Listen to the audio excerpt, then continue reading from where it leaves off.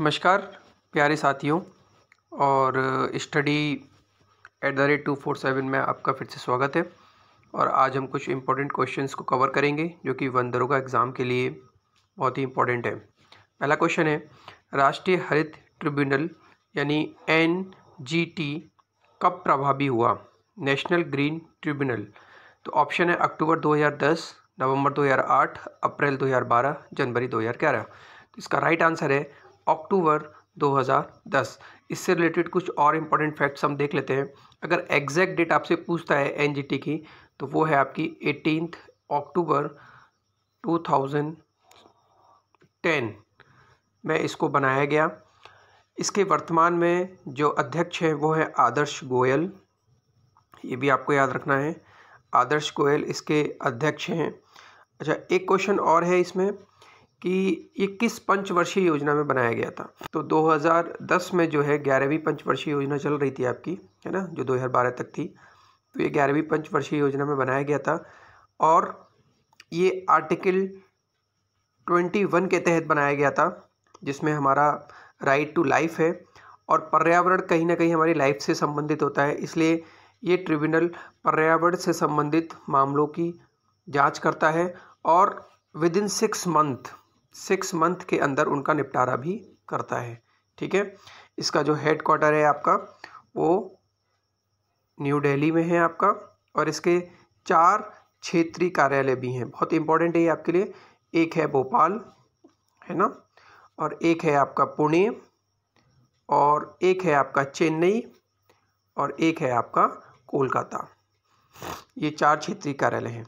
चलिए दोस्तों, next question है आपका, पर्यावरण संरक्षण अधिनियम 1986 में अधिनियमित किया गया था, जिसमें अंतिम बार संशोधन किया गया।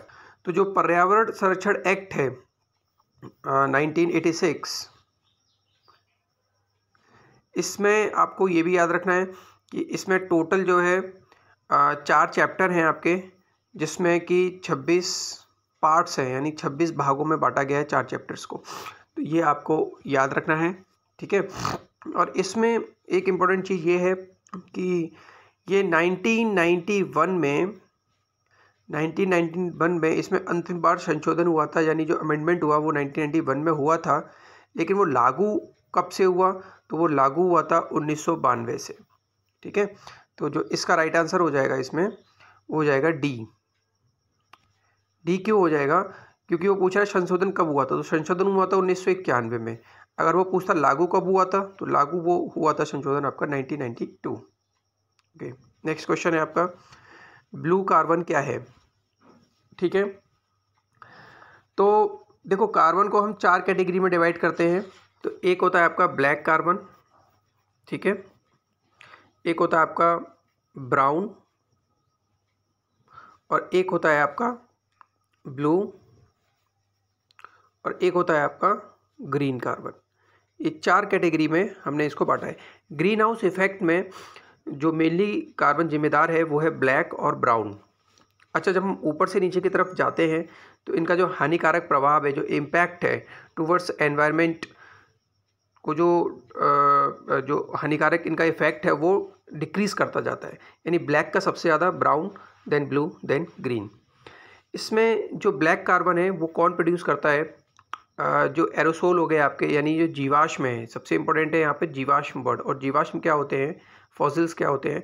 जो पेड़ पौधे हो गए या जीव जंतु बहुत टाइम तक अर्थ के नीचे दबे रहते हैं, तो वो पेट्रोलियम या कोयले में कन्वर्ट हो जाते हैं, तो वो जीवाश्म कहलाते हैं, जो ईंधन का काम आजकल कर रहे हैं। तो जब हम उनको जलाते हैं तो उनसे ये ब्लैक कार्बन पैदा होता है, जिसको कालिक बोलते हैं या शूट्स बोलते हैं, ठीक है, इंग्लिश में। तो ये ब्लैक कार्बन बहुत ज़्यादा हमारे जो CO2 जो होती है, जो ग्रीन हाउस गैस है हमारी CO2, उससे भी ज़्यादा जो है, लाख गुना ज़्यादा जो है ये ग्रीन हाउस इफेक्ट को पैदा करता है। तो बहुत ही डेंजरस है हमारे लिए, हमारे एनवायरनमेंट के लिए।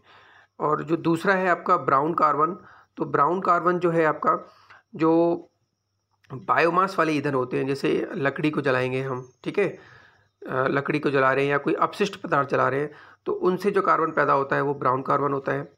ब्लू कार्बन की अगर हम बात करें, जैसे कि इसमें है हमारा ब्लू कार्बन क्या है, तो ब्लू कार्बन क्या होता है कि प्रकृति में जो ओशंस है हमारे, है ना, जो महासागर हैं, सागर है, वो सबसे ज़्यादा कार्बन डाइऑक्साइड को अवशोषित करते हैं। तो अगर कोई क्वेश्चन पूछता है कि क्या पेड़ पौधे सबसे ज़्यादा अवशोषित करते हैं, नहीं, CO2 को एब्जॉर्ब करने की कैपेसिटी सबसे ज़्यादा किसके पास है, ओशन के पास, क्योंकि वो ऑलमोस्ट 71% पार्ट पे भी हैं। तो सबसे ज़्यादा वो हमारे कार्बन को अवशोषित करते हैं, कार्बन डाइऑक्साइड गैस को एटमॉस्फेयर से अवशोषित करने के बाद, तो वो जो अवशोषित कर लेते हैं उस कार्बन डाइऑक्साइड को, उसी को बोलते हैं ब्लू कार्बन। ठीक है, इसका इम्पैक्ट क्या पड़ता है, ब्लू कार्बन का इम्पैक्ट ये पड़ता है कि जब ज़्यादा मात्रा में CO2 को एब्जॉर्ब करेंगे हमारे ओशियंस, महासागर, तो वो पानी के साथ मिलकर के एक एसिड बना देते हैं, H2CO3, यानी जो समुद्र का पानी होता है वो एसिडिक मीडियम हो जाता है। और जब ज़्यादा एसिडिक मीडियम हो जाएगा तो हमारी जो जलीय जीव जंतु है उनके लिए फिर दिक्कत पैदा होने लगती है। तो ये इसका एक इम्पैक्ट भी आप देख सकते हैं।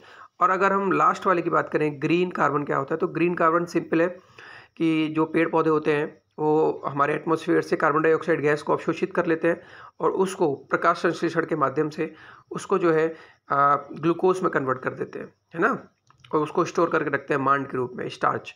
तो ये 4 कार्बन थे, आशा करता हूँ आपको समझ में आया होगा। नेक्स्ट क्वेश्चन है आपका, नंदा देवी बायोस्फीयर रिजर्व निम्नलिखित में से किस राज्य में स्थित है। तो जो नंदा देवी बायोस्फीयर रिजर्व है ये आपका उत्तराखंड राज्य में पड़ता है और उत्तराखंड के चमोली डिस्ट्रिक्ट में पड़ता है। ठीक है, चमोली डिस्ट्रिक्ट वही डिस्ट्रिक्ट है जहाँ से चिपको मूवमेंट की शुरुआत हुई थी 1973 में, 2 में इसको स्टार्ट कर दिया गया था 1972 में। इसमें और इम्पोर्टेंट फैक्ट ये है आपकी कि ये जो नंदा देवी बायोस्फीयर है आपका, है ना, ये उत्तराखंड में जो है पहले बायोस्फीयर बना, मतलब पहले नेशनल पार्क था ये नंदा देवी चमोली डिस्ट्रिक्ट के अंदर। चमोली डिस्ट्रिक्ट के अंदर एक और नेशनल पार्क था आपका वैली ऑफ फ्लावर, VF मैंने लिख दिया, वैली ऑफ फ्लावर। तो इन दोनों नेशनल पार्क्स को मिला करके ये बायोस्फीयर बनाया गया। ठीक है, जिसको कि 2004 में यूनेस्को ने भी अपनी मान्यता दे दी। अच्छा, दूसरी चीज़ क्या है कि जो नंदा देवी है, अगर हम सिर्फ जो इंडिया में अंदर हमारे पास जो हाईएस्ट पीक है, अभी तो वैसे तो K2 है, लेकिन जो हमारे पास है वो कंचनजंगा मानते हैं और सेकंड नंबर पे नंदा देवी हाईएस्ट पीक के अंदर आती है। वैसे अगर हम बात करें तो K2 इंडिया की, फिर कंचनजंगा एंड थर्ड नंबर पे आप नंदा देवी को रखते हैं। चलिए, सर्वप्रथम गहन पारिस्थितिकी यानी डीप इकोलॉजी का शब्द का प्रयोग किसने किया। तो इसका राइट आंसर हो जाएगा अर्नीज नेश ने किया था और ये जो है नॉर्वे के थे। तो डीप इकोलॉजी जो होता है उसका मतलब ये होता है आपका कि पर्यावरण को भी मानव के समान जीने का अधिकार है, यानी जीवित पर्यावरण से मतलब इसका होता है। नेक्स्ट क्वेश्चन है आपका,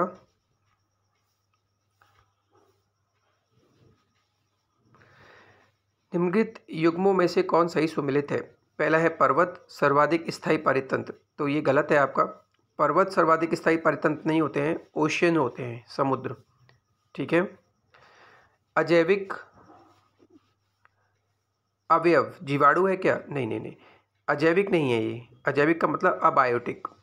जीवाणु तो आपका जीव में आ जाता है, जैविक में आता है, यानी बायोटिक में आता है। अजैविक के अंदर हम फिर से क्लासिफाई कर देते हैं, जैसे कार्बनिक हो गए आपके, कार्बनिक टर्म में होता है, इनऑर्गेनिक यानी अकार्बनिक में होता है ना। तो कार्बनिक में जैसे प्रोटीन हो गया, कार्बोहाइड्रेट हो गया, ये सब अजैविक में आते हैं। और इनऑर्गेनिक में आपका जैसे सल्फर, फॉस्फोरस, ये सारे इनऑर्गेनिक में आ जाते हैं। फिर एक टर्म और हम जो भौतिकी टर्म होते हैं यानी फिजिकल, जैसे टेम्परेचर हो गया, क्लाइमेट हो गया, सॉइल हो गया, ये सारे क्या है, अजैविक अवयव कहलाते हैं। हरे पौधे पारिस्थितिकी तंत्र हैं जी, हरे पौधे पारिस्थितिकी तंत्र यानी इकोसिस्टम के अंदर आते हैं। तो ये इसका सही आंसर हो गया। नेक्स्ट देख लेते हैं कि वर्षा ग्लोबल वार्मिंग के लिए जिम्मेदार है। नहीं नहीं नहीं, वर्षा ग्लोबल वार्मिंग के लिए क्यों जिम्मेदार होगी। ग्लोबल वार्मिंग के लिए हमने जैसे कि 6 गैसों को 1992 में जब UNFCCC बनाया गया और उसके बाद जो 1997 क्योटो प्रोटोकॉल होता है, तो 6 गैसों को वहाँ पर क्लासीफाई किया गया ग्लोबल वार्मिंग में। ठीक है, इसमें से सबसे ज़्यादा जिम्मेदार कौन होती है, CO2 गैस। नेक्स्ट क्वेश्चन है आपका, निम्नलिखित में से पारिस्थितिकी तंत्र का कौन सा एक जीवीय संगठक नहीं है। जीविक मतलब जो बायोटिक, लाइफ से संबंधित हो। तो वनस्पति के पास लाइफ होती है, जीवाणु के पास होती है, जानवर के पास होती है वायु। तो वायु किस में आता है, अभी हमने ऊपर क्वेश्चन देखा था, अबायोटिक यानी अजैविक अवयव होता है, तो जैविक नहीं है ये। उत्तर प्रदेश में वन महोत्सव कब मनाया जाता है? तो वन महोत्सव जो है वो जुलाई सप्ताह में मनाया जाता है। इसकी शुरुआत 1950 में हुई थी। ठीक है, जो वन महोत्सव है इसकी शुरुआत कब हुई थी आपकी? 1950 में, और ये हर सप्ताह जुलाई में मनाया जाता है।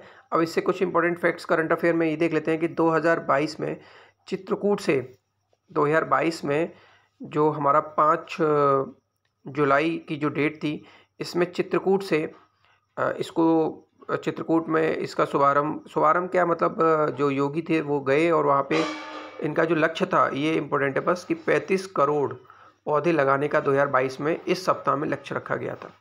ठीक है, अब वो कैसे लगाते हैं ये इनका हेडेक है, बट आपको ये याद रखना है कि 35 करोड़ पेड़ों को लगाया गया 2022 में इस सप्ताह के अंदर। और ये जो है कब से स्टार्ट हुआ?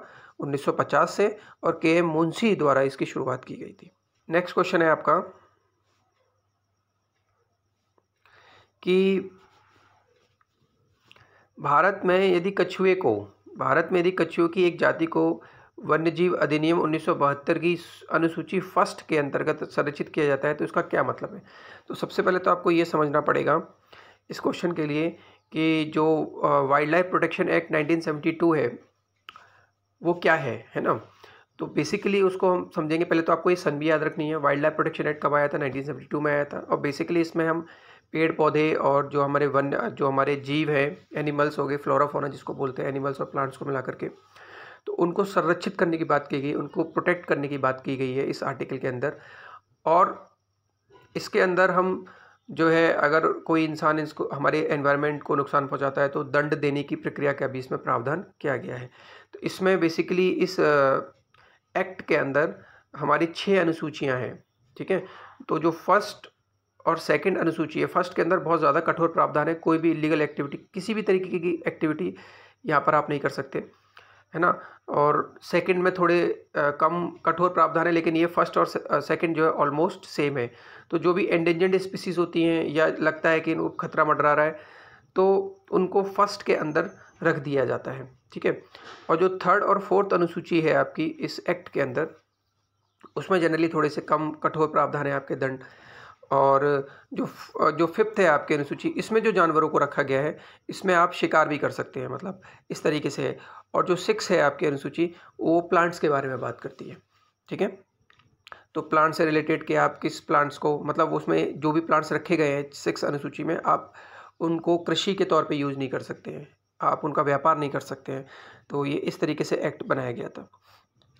चलिए इसमें अब ऑप्शन पढ़ते हैं। इसे संरक्षण का वही स्तर प्राप्त है जैसा कि बाघ को, तो कछुए की बात कर रहा है। ठीक है, तो जी कछुए जो है उनको अनुसूची 1 में अगर रखेंगे तो आपको पता होना चाहिए कि बाघ जो है बहुत इंपॉर्टेंट है। टाइगर, प्रोजेक्ट टाइगर भी हमारे सिलेबस में है, प्रोजेक्ट एलिफेंट भी है। तो एलिफेंट और बाघ दोनों ही अनुसूची 1 के अंतर्गत आते हैं। ठीक है, तो अगर बाघ अनुसूची 1 में अगर कछुए को रख रहे हैं तो उसको भी वही स्तर प्राप्त होगा जो बाघ को है। बाघ को आप मार नहीं सकते, आप उनको चिड़ियाघर में नहीं रख सकते हैं, है ना। तो ये बहुत सारे जो है नियम लागू हो जाते हैं। ठीक, आप उनका व्यापार नहीं कर सकते हैं। ठीक है, टाइगर से रिलेटेड तो टाइगर रिजर्व आपको देखने पड़ेंगे, वो हम नेक्स्ट कवर करेंगे, नहीं तो बहुत लंबा हो जाएगा वीडियो। नेक्स्ट इसी में है बी पार्ट, तो ये तो सही हो गया आपका। ठीक है, ये जो है आपका राइट आंसर हो गया। ए पार्ट बी है इसका अब अन्य वन क्षेत्रों में अस्तित्व समाप्त हो गया है, मतलब खत्म ही हो गया, विलोपन हो गया। नहीं, ऐसा नहीं है, टाइगर थोड़ी ना खत्म हो गया, तो फिर भी उसको अनुसूची 1 में रखा गया है, तो ये तो गलत हो गया। सी पार्ट है आपका, यह भारत के एक विशेष क्षेत्र से में स्थानिक है। नहीं, स्थानिक मतलब स्थानिक का मतलब होता है कि वो सिर्फ वहीं मिलेगी आपको, ऐसा नहीं। अब जैसे बाघ है, बाघ तो पूरे भारत में आपको मिलेंगे, सुंदरवन में मिलेंगे, आपको गुजरात में भी देखने को मिलेंगे, मध्य प्रदेश में मिलेंगे, कर्नाटक में मिलेंगे। सबसे ज़्यादा मध्य प्रदेश में ही आपके बांधवगढ़ में है ना। तो मध्य प्रदेश में 500, उनकी संख्या कितनी है? 526, ये भी याद रखना है, हाईएस्ट है। इसको टाइगर स्टेट भी बोलते हैं मध्य प्रदेश को। सेकंड नंबर पे कर्नाटक आता है 524। खैर, तो ये पार्ट भी गलत हो गया, तो डी तो अपने आप गलत हो जाएगा। तो इसका जो राइट आंसर हो जाएगा वो क्या हो जाएगा आपका? ए पार्ट। नेक्स्ट क्वेश्चन है 2016 में कार्यान्वित नवीन राष्ट्रीय वन सूची डिजाइन के अंतर्गत वन सूची समीक्षा का समय घटाकर कितना कर दिया गया? ये आप याद कर लीजिएगा। पहले इसका 20 वर्ष समय होता था बनाने का, लेकिन अब इसको 5 वर्ष कर दिया गया। ठीक है, नेक्स्ट है भारत का सर्वप्रथम राष्ट्रीय उद्यान निम्नलिखित में से कौन सा है? तो जो नेशनल पार्क सबसे पहले बनाया गया था वो बनाया गया था वो बनाया गया था कार्बेट राष्ट्रीय उद्यान 1936 के अंदर। ठीक है, और ये कहाँ पड़ता है? नैनीताल डिस्ट्रिक्ट में पड़ता है आपका, उत्तराखंड। हालांकि रामपुर यूपी में भी इसका कुछ रीजन आता है, लेकिन बेसिकली ये उत्तराखंड में है। तो ये हो गया आपका राइट आंसर इसका, कॉर्बेट राष्ट्रीय उद्यान। कान्हा राष्ट्रीय उद्यान आपका मध्य प्रदेश में है। दुधवा राष्ट्रीय उद्यान एक ही नेशनल पार्क है जो कि यूपी के अंदर आता है, इंपॉर्टेंट है हमारे उसके लिए। ये कब बना था ये भी आपको याद रखना है, 1977। कान्हा राष्ट्रीय उद्यान एमपी का यानी मध्य प्रदेश का, मध्य प्रदेश में 11 जो है नेशनल पार्क हैं। और आपको याद रखना है कि मध्य प्रदेश को टाइगर स्टेट भी बोलते हैं, और मध्य प्रदेश जो है आपका उसमें 11 नेशनल पार्क आते हैं, और सबसे जो बड़ा क्षेत्रफल में नेशनल पार्क है वो कान्हा राष्ट्रीय उद्यान ही है आपका। ठीक है, जो 1955 के अंदर बना था। दुधवा हमने देख लिया। राजाजी नेशनल पार्क जो है राजाजी राष्ट्रीय उद्यान, ये कहाँ पड़ेगा आपका? उत्तराखंड के अंदर पड़ता है। ठीक है, अच्छा नेशनल पार्क की अगर बात हो रही है तो मैं ये बता दूं, भारत में जो टोटल नेशनल पार्क हैं उसकी साइड पे अगर आप देखेंगे तो 106 इंडिकेट करता है। तो 106 अभी प्रेजेंट में नेशनल पार्क हैं आपके। और जो नेशनल पार्क की जो डेफिनेशन है या वाइल्ड लाइफ सेंचुरी की जो बात करता है वो कौन करता है? तो वो करता है हमारा वाइल्ड लाइफ प्रोटेक्शन एक्ट 1972। ठीक है, इसके तहत हमने नेशनल पार्क में आप कोई एक्टिविटी कर सकते हैं या नहीं कर सकते, वो सारी जानकारी आपको 1972 वाइल्ड लाइफ एक्ट में मिलेगी। नेक्स्ट क्वेश्चन है आपका कि हाँ इसको मैच करना है। तो देखिए इंद्रावती आपको इंद्रावती जो राष्ट्रीय उद्यान है वो आपका छत्तीसगढ़ में है। मोरलेम जिसको महावीर नेशनल पार्क भी बोलते हैं वो आपका गोवा में है। कलेश्वर आपका हरियाणा में है, और बेतवा झारखंड में। बेतवा इकलौता नेशनल पार्क है झारखंड का, तो ये आपको याद रखना है। नेक्स्ट क्वेश्चन है आपका कान्हा राष्ट्रीय उद्यान, अभी हमने बात की थी, मध्य प्रदेश में पड़ता है और सबसे बड़ा है रीजन में। 1955 में इसको बनाया गया था, है ना। तो निम्नलिखित जैव इससे रिलेटेड क्वेश्चन दिए गए हैं कि ये किस क्लाइमेटिक कंडीशन में पड़ता है। तो ये उष्णकटिबंधीय अल्पार्ध वन है ना, जिसको बोलते हैं ट्रॉपिकल। अल्प का मतलब हो गया आर्द्र, कम मॉइस्चर वाला वन। उष्णकटिबंधीय अल्पार्द्र, उष्णकटिबंधीय आर्द्र वन। देखो शुष्क तो नहीं होगा, है ना, शुष्क तो नहीं होगा। शुष्क नहीं होगा क्योंकि तो डेजर्ट में मिलेगा आपको। तो मध्य प्रदेश के आप क्लाइमेटिक जोन देखेंगे, थोड़ा सा समझने की कोशिश करेंगे तो वो कैसा है, वहाँ पर थोड़ा सा मॉइस्चर भी मिलेगा आपको, बारिश हो जाती है। तो उष्णकटिबंधीय अल्पार्द्र वन इसका राइट आंसर हो जाएगा। अच्छा मध्य प्रदेश में ही एक कूनो नेशनल पार्क भी है ना। मध्य प्रदेश के अगर हम नेशनल पार्क की बात करें, मध्य प्रदेश की अगर हम नेशनल पार्क की बात करें तो इसमें क्या कहते हैं, कूनो नेशनल पार्क है, कान्हा नेशनल पार्क है आपका, बांधवगढ़ नेशनल पार्क है आपका, और जीवाश्म नेशनल पार्क है आपका, है ना, माधव है आपका,